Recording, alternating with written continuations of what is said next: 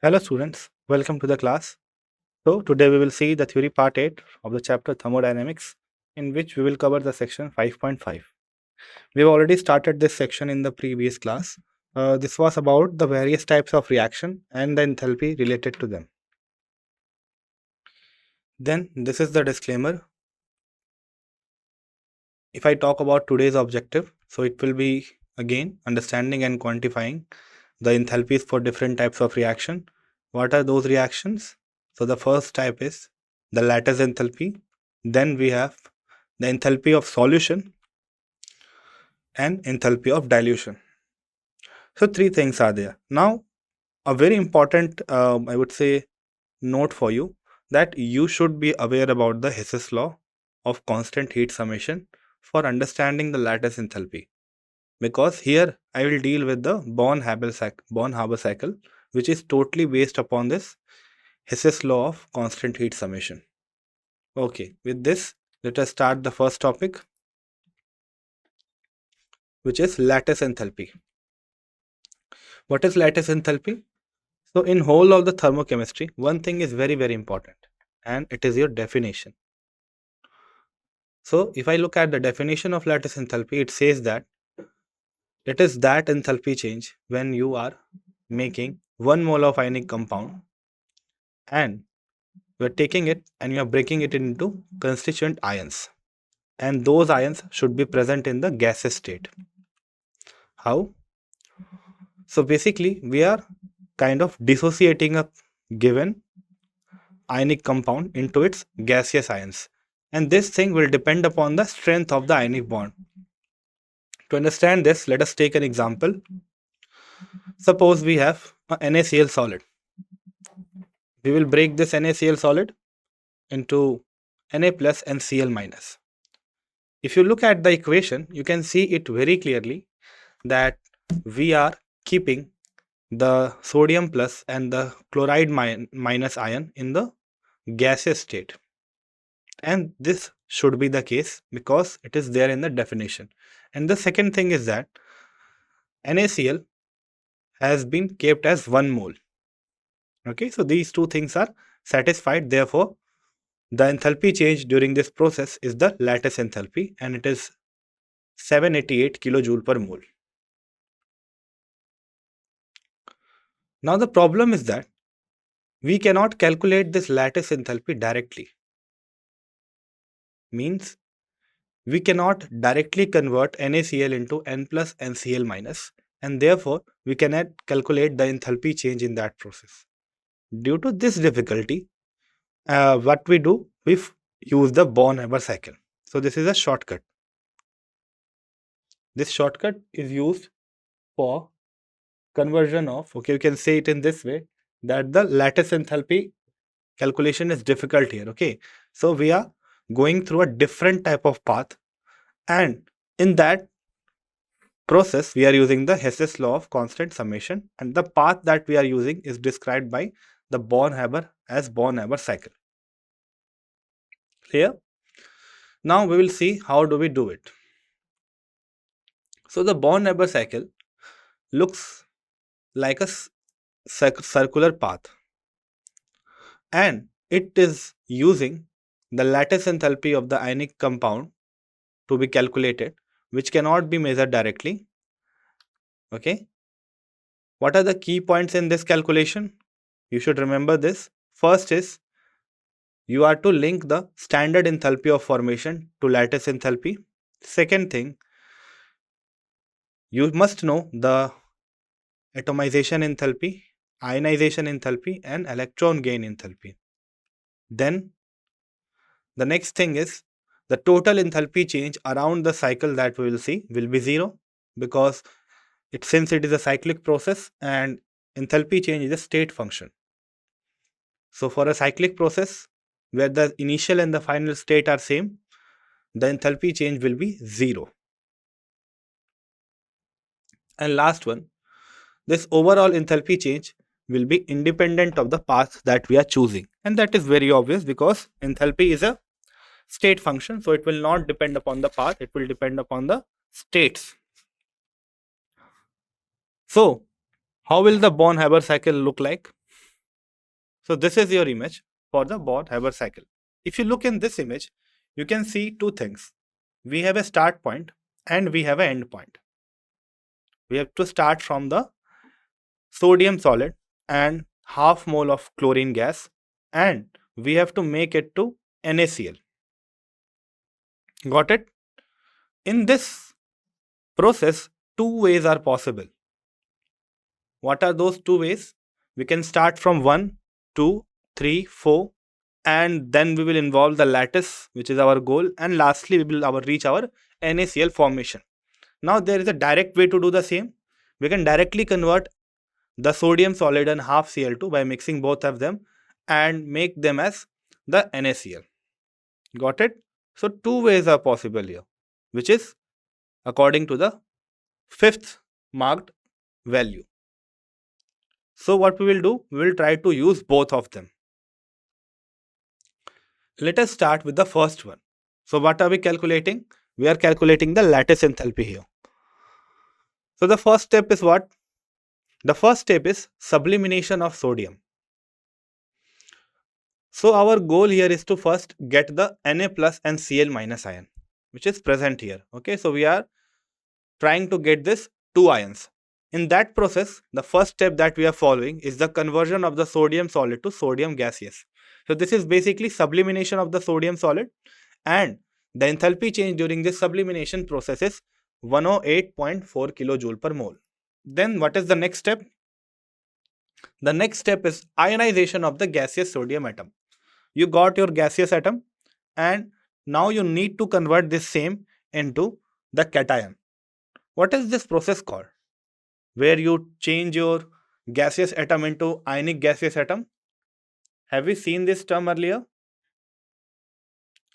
Hopefully in the classification chapter, we have seen this thing where we are converting our gaseous compound, which we got, into the ion by removing one electron. Okay, do you remember this thing? So I'm just giving you some time to think about it. I will tell you in the upcoming slides. Okay, again I'm repeating my thing. So the second process that you are seeing, what it is? Yes, this is ionization enthalpy. Clear? What it is? It is our ionization enthalpy, in which we are converting our gaseous sodium to the sodium plus, which is again in the gaseous state. And in that process, one electron is released, and therefore we are representing this ionization as delta IH naught, which is 496 kilojoule per mole.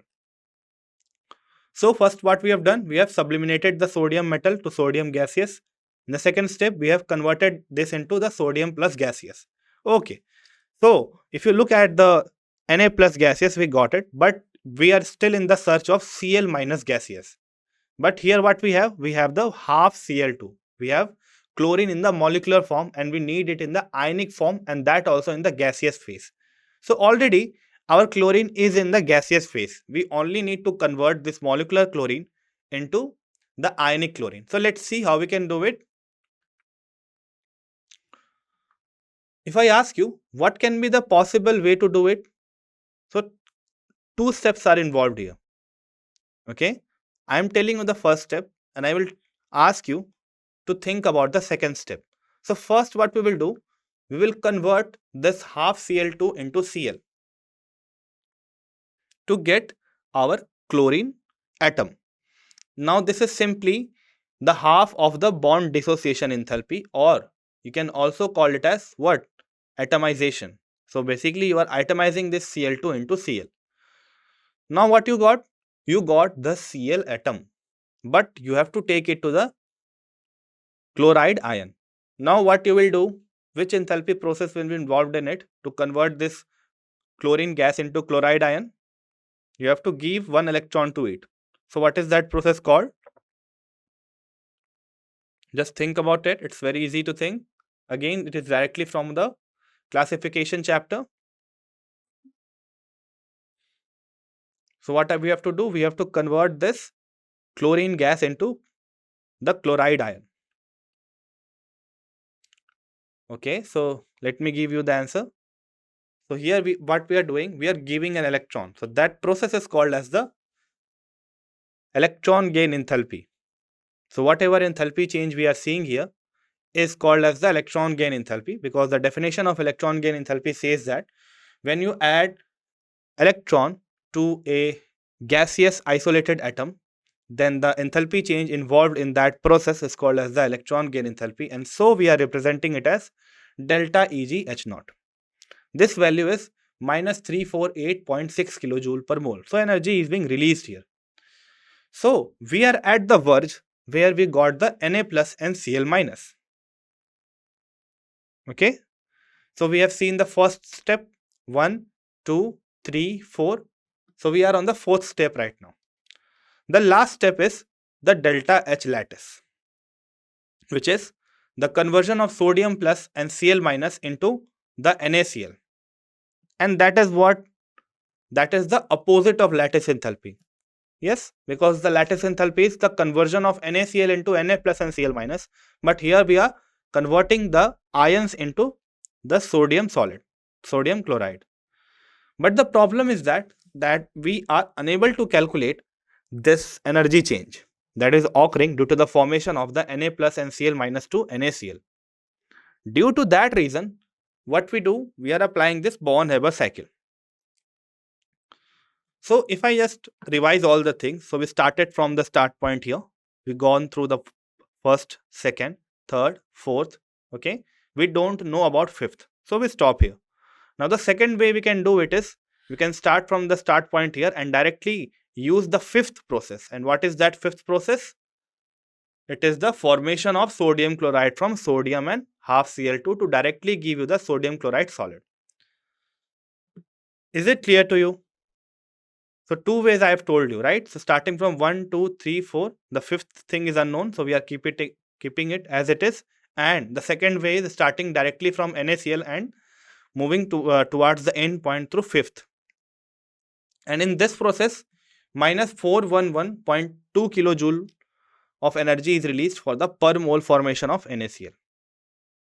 Now, these two processes will have the same total summation, means the energy change that you are seeing from 1 to 4 plus the delta H lattice will be equals to the enthalpy change during the fifth process, which is marked at 5 here.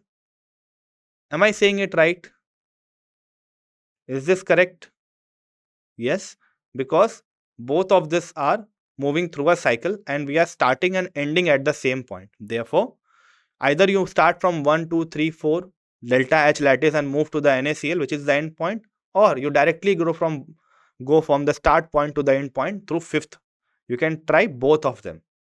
If this is true, then according to the Hess's law of constant summation, what we can write for the given chart, we can write that the total enthalpy change for the overall process is what is the addition of all of the enthalpy changes. So starting from the ionization of sodium plus the sublimation of sodium. So we start from the sublimation, then move to the ionization, then the half of the bond dissociation of the chlorine molecule, electron gain enthalpy of the chlorine, and the addition of sodium plus and Cl minus, which is lattice enthalpy, to give the NaCl.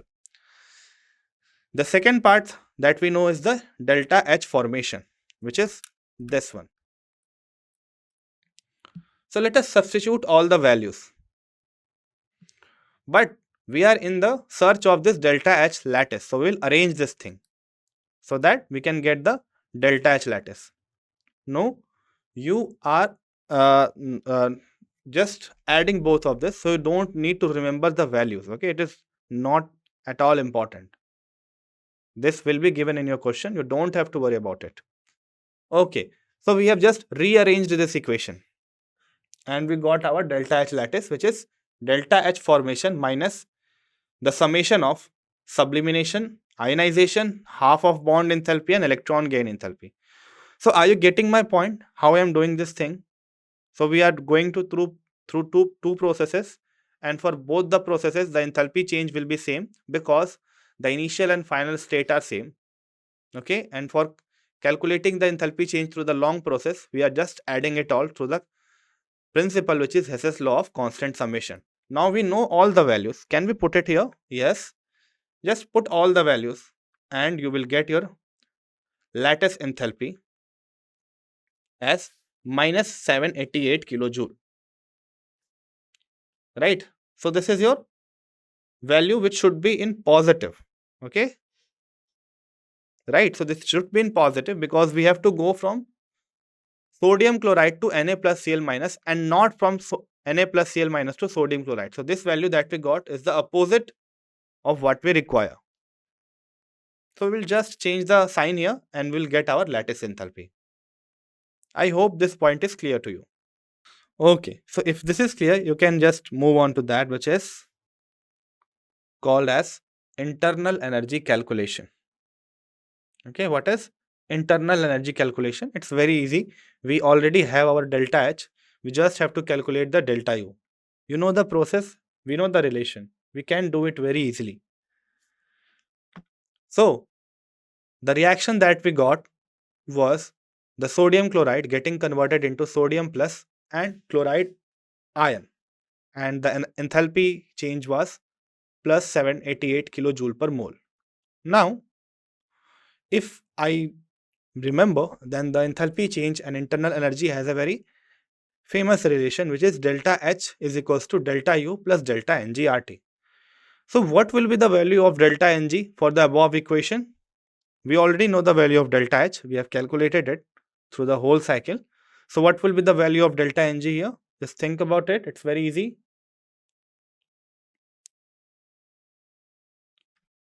Okay. So the value will be delta Ng will be here 2. Why it is 2? Because if you see on the right hand side, we have two gaseous species. On the left hand side, we have only one species and that is also solid. So the change in number of gaseous molecule will be 2 minus 0, which is 2. So we can just rearrange this equation. Delta U is equals to delta H minus NgRT, and instead of Ng, we can put 2. So we got our delta U from here. How? For that, we need to specify the temperature. Suppose the reaction is taking place at 298 Kelvin. So if you take the value of temperature as 298 Kelvin and you take the value of the gas constant in terms of kilojoule per mole per Kelvin, then you can get the 2RT value as 4.955 kilojoule per mole. Just put it in the above equation, right? So you will get your delta U as 783 kilojoule per mole. Now you can see it very clearly that the delta H value has to be reduced by 2RT to get the value of delta U. So delta U is less than the delta H for the given process, right? Now next, so this is the part that I was talking about. So this is I would say not a famous part, but still I'm trying to cover it because it is interesting and important at the same time. So this discussion is about the ionization in energy and the electron affinity. So we know it already, what is ionization energy and what is electron affinity. But the problem is that the values that we know for the different elements are defined at absolute zero. And the interesting part is that the enthalpy change that we are seeing from the start and till now that we are recognizing, so they are all defined at a given temperature. But the thing is that we are keeping, or you can say we are assuming, that the enthalpy change for a reaction will be independent of temperature. So we are taking for each temperature the same value. But the reality is that the enthalpy change is a value which will change with change in temperature. And there is a relation for it, that how you will calculate the enthalpy change at a given temperature if you know the enthalpy change at absolute zero. So let us look onto that equation. So the formula is given as, and it is in terms of the heat capacity. So the formula is given as delta H at any temperature T can be calculated as delta H naught at absolute zero plus integration of delta Cp dt. What is this delta CRPTDT? So this delta Cp is the change in the heat capacity at constant pressure for the reaction for which we are considering. You will get this thing easier more with the help of an example. So I guess this part is clear. So this is just an equation. We will not talk about it, how it is coming from, where it is coming from, and how it is derived. We will simply take it as the equation that is used to calculate the enthalpy change at a given temperature if we know the enthalpy change at absolute zero. Given that you know the heat capacity of the different species involved in the reaction at the given temperature. So let us start the discussion now. So remember this equation, I will use it. So what are these things? So delta H R naught is the enthalpy change at absolute zero. Then we have the delta Cp naught, which is the change in heat capacity for the given reaction, right? So let us use it to calculate the ionization energy. For that, we are taking a equation, a hypothetical reaction in which we are converting our metal to cation by removing one electron. So what we get? M plus and one electron. How do we calculate the change in heat capacity? I told you we need the delta Cp. So it is calculated simply by taking the heat capacity of the product minus the heat capacity of the reactant. So the heat capacity of the product will be the heat capacity of M plus and the heat capacity of the electron. And this will be taken as constant temperature, right? Constant pressure, sorry. Constant pressure. Here is a twist for you. If you are going through my lectures, then you must have noticed this Cp value, which is taken as 5 by 2R. And that is taken for monoatomic gases. We know this thing. So this is in the physics also, and I have discussed it in the chemistry also. If you are not aware about it, just learn this value, that for monoatomic gases, the value of Cp is 5 by 2R. Now we are treating this M gaseous, so it is already a gaseous species which is monoatomic. This M plus is also a monoatomic gaseous species, and we are treating this electron also as the monoatomic species. So for each of this, the value will be 5 by 2R. Just put all of these values and you will get your delta R Cp naught as plus 5 by 2R. So you have your delta Cp naught value, and you are going to calculate the ionization energy at a certain temperature. How we will calculate it? Use our equation that we have seen already, which says that the ionization enthalpy at a temperature T is equals to the ionization at a zero absolute temperature. So this delta RH naught is the ionization enthalpy at a certain temperature, and E naught is the ionization energy at a absolute zero.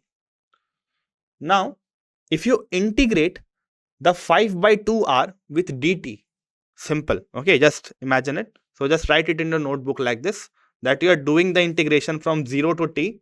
The delta Cp value is 5 by 2R, and we are integrating it with respect to dt. If you integrate it, since 5 by 2R is a constant, therefore the integration of dt will give you t, and hence we will get the second term as 5 by 2RT. Clear? Got it? So this is the way you can calculate the ionization enthalpy at any temperature if you know the ionization enthalpy at a zero absolute temperature. Got it? You will use this plus 5 by 2 RT factor. You will just add this thing and you will get it. I hope this is clear to you. Okay, I have tried my best to explain this, and this is important. Now this can be extended to any other enthalpy as well. You can see this thing for other enthalpies, right? So remember, this is a very important equation, and its modified name is Kirchhoff's equation. You must have heard this thing in the physics, that is a different story, but in chemistry also we have the Kirchhoff's equation, which is what? Which is delta H naught at 0 is equals to delta H at temperature T is equals to delta H at 0 plus integration of Cp dt. Got it?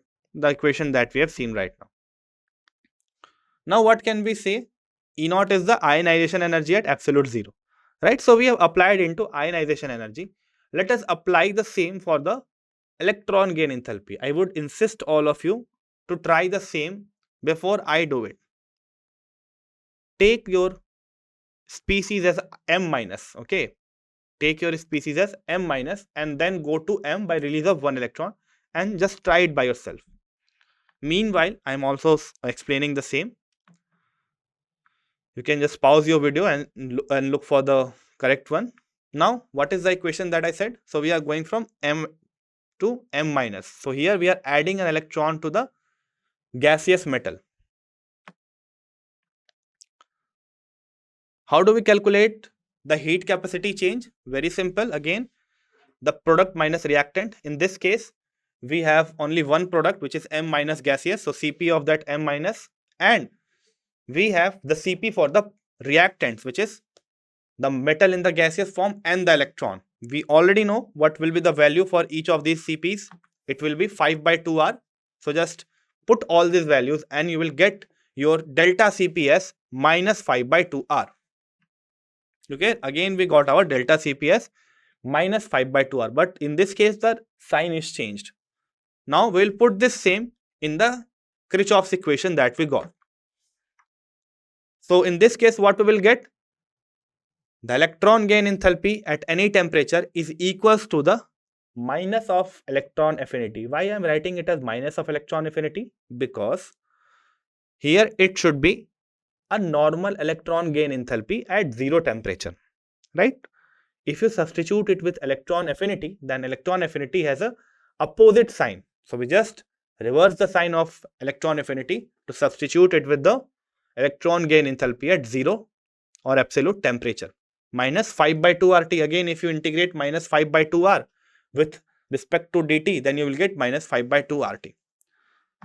So this is your equation for electron gain enthalpy, and A is the electron affinity at absolute 0, right? And negative sign is indicating the energy is being released. Is this part clear to you? So it's very, very important. Okay. Now we will move on to enthalpy of solution. So it's very, very simple. Just look at the definition. What it is the enthalpy change when we are taking 1 mole of a substance and dissolving it in a specified amount of solvent. Let us try to understand the same with the help of an example. So suppose your ionic compound is dissolved in a solvent. Then in that case, what will happen? Your ions will leave their ordered position on the crystal lattice and they will be present in the dissociated form in your liquid. What will happen as a result of it? As compared to the ordered structure, in this case your ions are more free, right? Because it is in the aqueous phase, so it can move very easily. Now, the solvation of these ions that we are seeing are occurring at the same time. Means you are breaking your solid, right? And you are hydrating it as well. What is the meaning of hydration here? So if you take a positive ion and dissolve it in water, what will happen? The polar solvent, which is water, will take its negative part, which is oxygen, and get attached to the positive or the cation. So basically it is surrounding your positive ion with oxygen part and the negative ion with the hydrogen part. So this is called as hydration or dissolving or solvation. Now in this process, two things are happening. I said it. First of all, you are breaking your ions and removing it from their ordered position, and second, you are solvating it. Means you are dissolving it in such a way that the ions are stabilized by the water molecules which are polar, and that is the reason our ionic solids are dissolved in water. Now this equation is very, very important. Now this equation is telling us that if you want to solute your given lattice, then two processes are involved in it. First is breaking of the lattice and second is dissolution of the lattice or hydration of the lattice. Okay.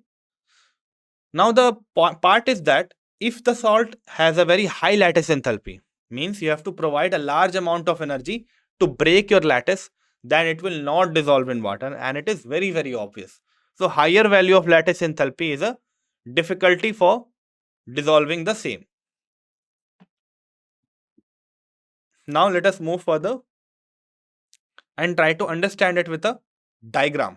You can see we have a AB solid here, okay, and that AB solid is going to A plus and B minus. And for that, we are telling it as the lattice enthalpy, and that is the thing that we know. The second thing, what will happen? This lattice that we are dissociating, it will be hydrated further. So this is the overall process, and summation of these two is the solution of the AB solid into the solvent. So we can write delta H sol is equals to delta H lattice plus delta H hydration. Again, similar to the Born-Haber cycle. Now, the delta solution of delta enthalpy of solution of AB solid is the addition of lattice plus hydration. Then, what is can be said for 1 mole of NaCl? So for 1 mole of NaCl, it is seen that the lattice enthalpy is plus 788 kilojoule per mole. We have seen it, right? And the second thing that we know is the hydration enthalpy, which is minus 784 kilojoule per mole. Therefore, we can calculate the solution enthalpy of the what? Of our sodium chloride by adding both of the lattice and hydration. If you add both of them, you will get your final value as plus 4 kilojoule per mole. So it's very simple. 788 minus 784 will give you 4 kilojoule per mole. Means this is an endothermic process where your sodium chloride is getting dissolved into the liquid. Right? Is it clear to you? So just take it as a two-step process. And this two-step process are very, very important. In many cases, you are asked that whether your solid is a ionic one or not, or it is asked that it will dissolve in your, it will be soluble or not. So all of these things are dependent upon the lattice enthalpy and the hydration. So suppose this lattice value that we are getting it as 788, if it was 1000 of it, or if it was 2000, then in that case we have to apply a large amount of energy to solute our AB solid. Therefore, the keeping the value of AB solid enthalpy of solution minimal is a important requirement for your solution or soluting the AB solid into the liquid. Clear? Moving on further, what we can say that the enthalpy of solution is a positive one, so the process is endothermic, and this is true in all the cases. And if your dissociation of the compound is not taking part, means your lattice enthalpy is very, very high. So it is difficult for the lattice to be broken into components, and that is the reason you are not able to dissolve your compound into the liquid. Now next, we have the enthalpy of dilution. What is enthalpy of dilution? It's very, very simple. Here what you are doing, you are trying to dissolve your given thing into the solvent, and the enthalpy change that is occurring by keeping the temperature and pressure constant is termed as enthalpy of dilution. How to understand it? So before that, an important part, the enthalpy of solution reaches a limiting value. So you cannot add infinite amount of solute into a solvent. There is a saturation point after which you are unable to dissolve it into further into the solvent. So that is termed here as limiting value. Now, the enthalpy of dilution of a solution is dependent on the original concentration of the solution and the amount of solvent you have added. So the more amount of solvent you will add, more enthalpy of dilution will have a value. So it's very obvious. For example, if we take the dissolution of 1 mole of gaseous hydrogen atom into 10 mole of water, then this can be represented as HCl plus 10 aqueous. So here we have 1 mole of HCl, it is written with the coefficient 1, and we are dissolving it in 10 moles of water, which we are representing it as 10 aqueous. So what we will get? We will get your solution as HCl dot 10 aqueous, and in this process 69 kilojoule of energy is released for per mole of the hydrochloric acid. Now, let us take one more example for it. So, suppose we have certain sets of reactions that are going on. So, what is the first one? First, we are taking the HCl gaseous, okay, hydrochloric acid in the gaseous form and dissolving it in 25 moles of water, which is represented as 25 aqueous. So, what we will get? HCl dot 25 aqueous, and the enthalpy change is minus 72.03 kilojoule per mole. Let it as equation 1. Further, we are doing another process in which we are dissolving our hydrochloric acid gas into 40 moles of water. Now what we are doing? We are increasing the amount of water in which we are diluting our HCl gas. In this case, a greater amount of energy is released, and you can see it by comparing the equation 1 and 2. So first is having a value of 72.03 and second is having a value of 72.79, means more and more heat is released here.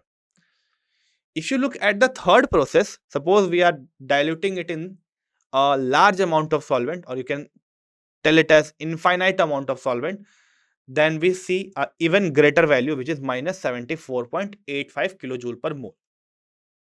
So this is your third equation. So you can say directly from here that the enthalpy of dilution is directly proportional to the amount of solvent that we are using.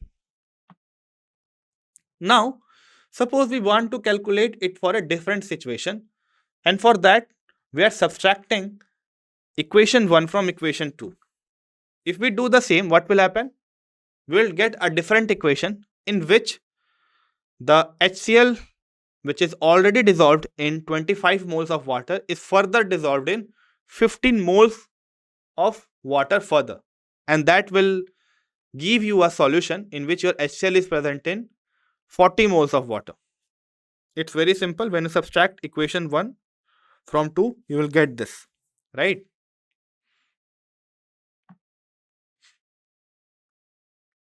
Now, this value will be calculated for the enthalpy change, and that will give you 0.76 kilojoule per mole with a negative sign. So this is your enthalpy change. So this is what? This is simply application of your, again, Born-Haber cycle type of thing, or Hess's law of constant summation. Got it?